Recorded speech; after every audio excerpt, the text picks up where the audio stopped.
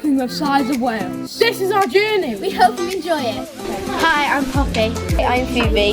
Isabel. Ruby. Charlotte. Florrie. Lexi. Marcel. Atty. Rodri. Professor Rodri. Alistair. Sam. Bryn. Charlotte. Abigail. Bethan. Tyler. Jacob. Callum. Toby. Emma. Lawrence. Alex. Jet. Jake. We are the children of Osbaston Church and Wales School in Monmouthshire, Wales, and We are the future of this community! Yeah! we have learned about the world's tropical forests. We have learnt that they are in crisis and their future is not certain. Before we started this project, we had no idea of the full extent of deforestation. Because of just a few things. Eaten all over the world. Every Single day. We have learnt how the forests farming of these products impacts tropical forests, the people that called the forest home, and the animals that live here too. And how this can be reduced by farming sustainably and sourcing sustainably. Coffee can be fair trade. And so can chocolate. Palm oil can be RSPO certified. Beef can be Welsh or British. Meat and dairy fed on soy can be organic. So we've also learnt we've got to eat less, But better quality meat and dairy and more plant-based proteins such as pulses. We have learned that we can use our voices! And encourage others to do the same! and this is how we did it. So we travelled to Cardiff and we went to the Youth COP27 event, and for us that was almost like the seed of what we could do. Because we learnt when we asked the question to the Deputy Minister that our voices can change something, and that if we get the message out, then people will listen. Which then triggered a meeting, and on May the 4th he's going to be coming to our school. I attended a community coffee morning on Saturday to help spread the message about fair trade and sell Jennifer's coffee and a lot of random products. We want to reach out to all the companies in Monmouth about fair trade and how we can change it in our community to see whether they will help us along in our project. We attended a community climate change meeting at Bridges. And we would really like to work with ACE in the future and we would really like them to help us get our message out. We have learned all this by listening to the voices of others. The voices of those who have been affected most by climate change. We have discussed what is fair for everyone. And we've come up with a plan. A plan to help protect our tropical forests. It is a big solution To a big problem. and we can't do it alone. We need your help. We want to take tropical deforestation off our menu!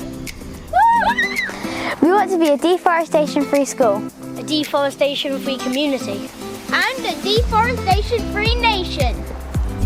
Because the science tells us Only a deforestation-free planet can give us a safe future for our planet.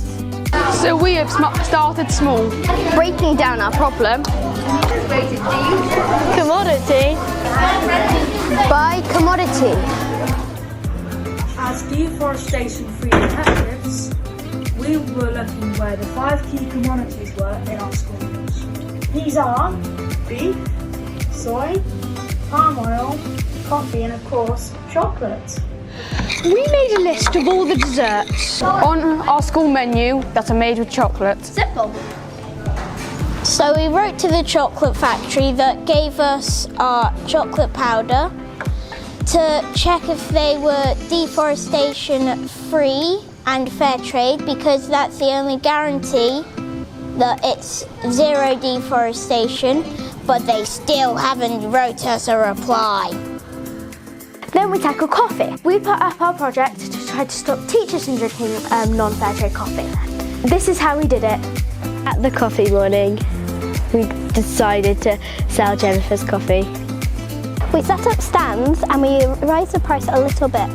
We sold loads of coffee and we made up to £120. And we're going to share that back to the coffee farmers back in Uganda. We did a survey to see what coffee the staff was drinking.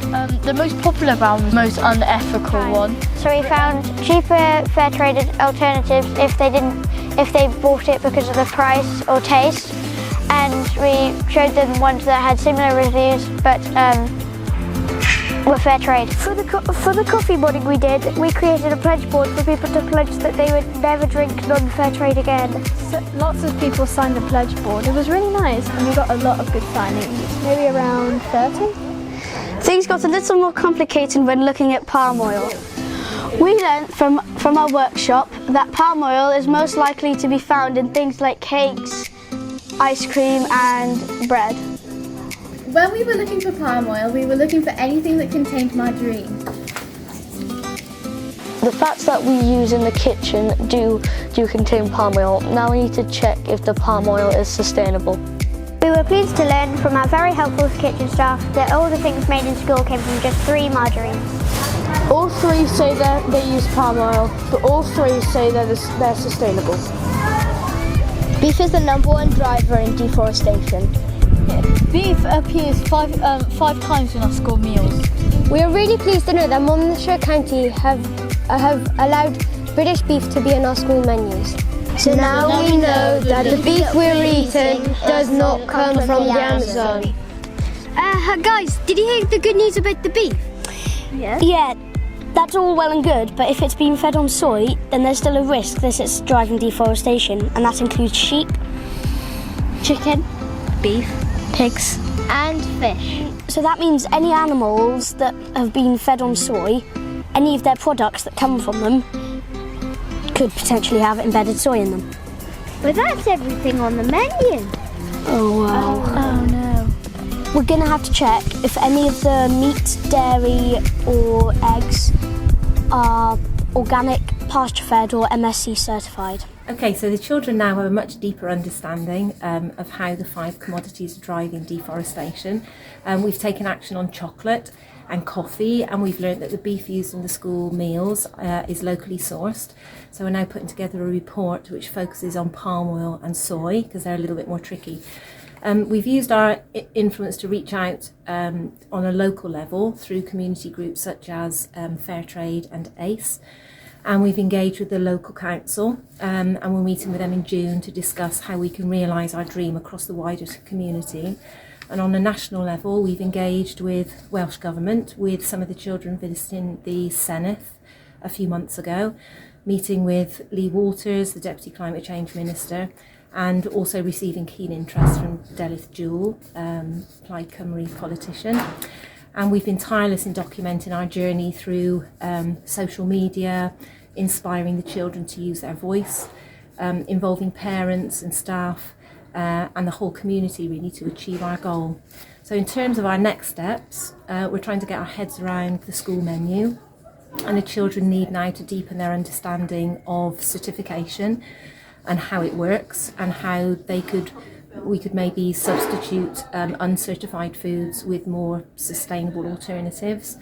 And we've gone as far as we can really as a school, and this is now where we need help from Monmouthshire County Council to facilitate us in eliminating deforestation from our school menu.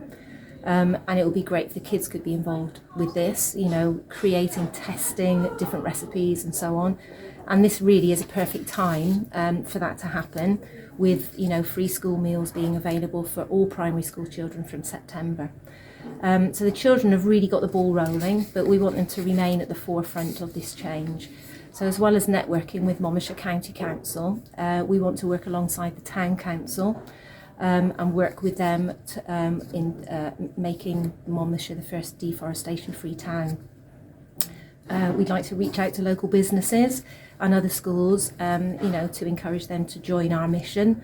And the children have also expressed an interest in developing a business enterprise idea of selling Jennifer's coffee.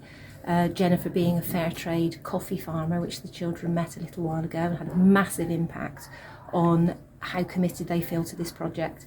So our wish for our children is that they become ethically informed global citizens, and they recognise the huge ripple effect that the things we do have on other people and places across the other side of the world.